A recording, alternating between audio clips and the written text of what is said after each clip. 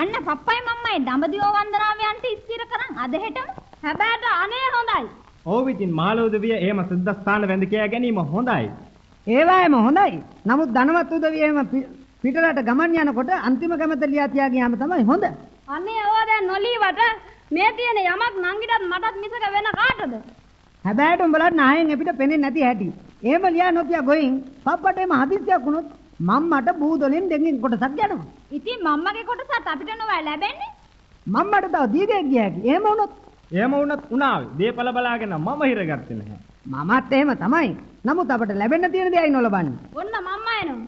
ළමයිනි අන්න පප්පා දඹදිව යන්න තීන්දුව කරගත්තා මාත් එක්ක. ඔව් අපි මේ කතා කළෙත් ඒ ගැනයි. මූදෙන් එතන එහෙම ගමන් යනකොට අන්තිම කැමැත්ත ලියා තියා ගියාම කොහොමදත් හොඳයි. ඔව් ඒ ගැනත් කල්පනා කරන්න ඕනේ.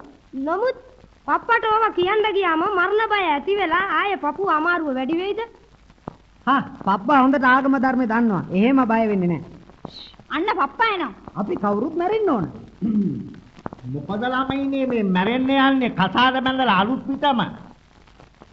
අපි දඹදිව යන නිසා අන්තිම කැමැත්ත ලියා තියා යාම හොඳේ කියා මේ ළමෝ කියනවා. මම කීවේ නෑ. අනේ මම කීවෙත් නෑ. ඇයි මම කීවෙත් නෑ? එහෙනම් පෙරකදෝරු බෑන වෙන්න ඇති කීවේ. මම කිව්වේ නීති මාර්ගය. හැබැයිට පෝසත් වීමත් මව්පියන්ට මහ නපුරක්. මැරෙන්නේ කවදද කියා දරුවෝ පුලා ඉන්නවා. මමත් අන්තිම කැමැත්ත ගැන කල්පනා කළා.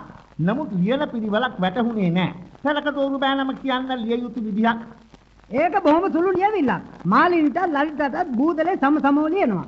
මම්මව ආරක්ෂා කරන්න දూరు දෙන්න නියම කරනවා. ඒව හරියන්නේ නෑ. මම්මට දూరుන්ගෙන් රැකෙන්න කියලා මම නැහින්නේ නෑ.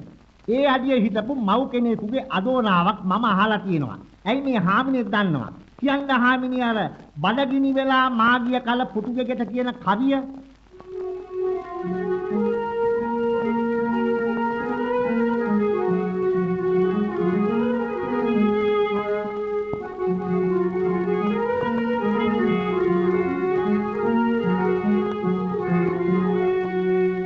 බඩගිනි වෙලා මාගිය කල පුතුගෙගෙට මනලා විපතක් දුන්නා මල්ලකට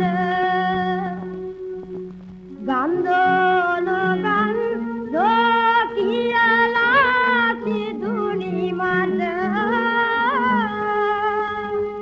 මනලාද පුතේ කිරි දුන්නේ මම නුඹට.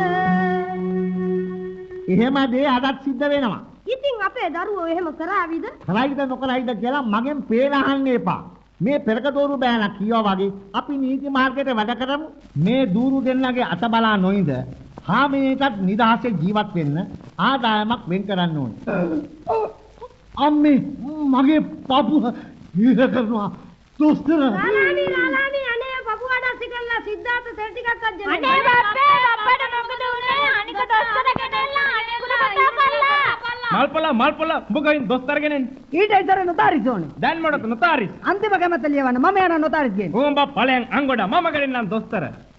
මට දැන් සනීපයි. දොස්තරකම් වෙද කමක් නැහැ. මෙහෙන්න ළමයිනේ රාලාමිට දැන් සනීපයි. මොකද බෑනෝ අසනීපෙට ඕන වේදානව නොතාරිස් මොටද? නෑ ඉතින් ගාමිණී ගියා දොස්තර ගෙන්න මම ගියා නොතාරිස් ගෙන්න. මට ඒවා හොඳට ඇහුණා. මම අන්තිම කැමැත්ත ලිව්වා. මල් පොළමේ කියවන්න උඹලට කියවන්න මේ සාක්කුවේ ගෙනාවා. මේන් රාලාමිගේ බූදලේ මාලින්සා ලලිතට සමසම ලියා තිබෙනවා. නන්දට රැකෙන්න මසක රුපියල් 250 බැගින් දෙන්න නියම කරනවා. බොහොම සාධාරණයි. දැන් මේ ඔප්පුව මෙහෙ දෙන්න. මෙන්න මේ ගිනි කූරෙන් මේක අවලංගු කරනවා. මේ මොනවා කළාද? ඒ බෙදීම හරි නෑ. දැන් වෙනින් ගානකින් බෙදනවා. බූදලෙන් දෙකෙන් කොටසක් හාමිනේට ලියනවා. ඉතුරු කොටස දూరు දෙන්නට. හාමිනේගේ ඇවෑමෙන් ඇගේ කොටසත් මේ මාල්නීට හිමි කරනවා. එහෙම හරි නෑ පප්පා. නංගි කළා වරදක් නෑ. ඒක මේ පෙරකදෝරු බෑනගේ පුරුද්ද නිසා සිදුවන වරදක්. නීතිඥයින් කාටත් එහෙම තැනදී කල්පනාව දුවන්නේ ඒ අතටයි. මෙතනදී ඒ වැරදි අතට පෙනුණා. දැන් ඉතින් නෝරදිනාටත් බලමු. අපි හැමෝම දඹදිව වන්දනාවේ යමු. මම ධන රැස් කරලා දරුවන්ගේ ආසාව වැඩෙව්වා. දැන් හුඟක් පිනට දාට දීලා ආසාව තුනි කරවන්න ඕනේ.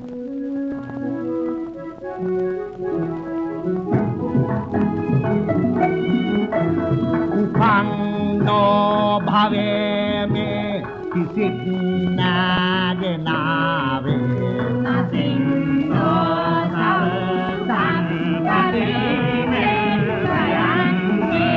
නවාතං ලබාලා කන්නේ ගෙවන්නේ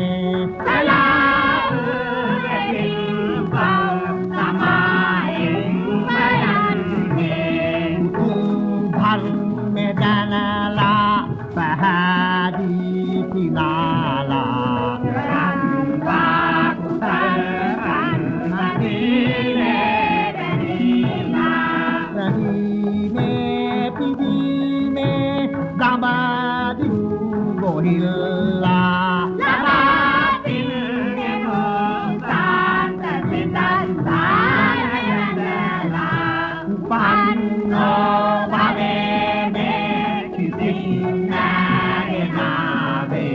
Nothing, no,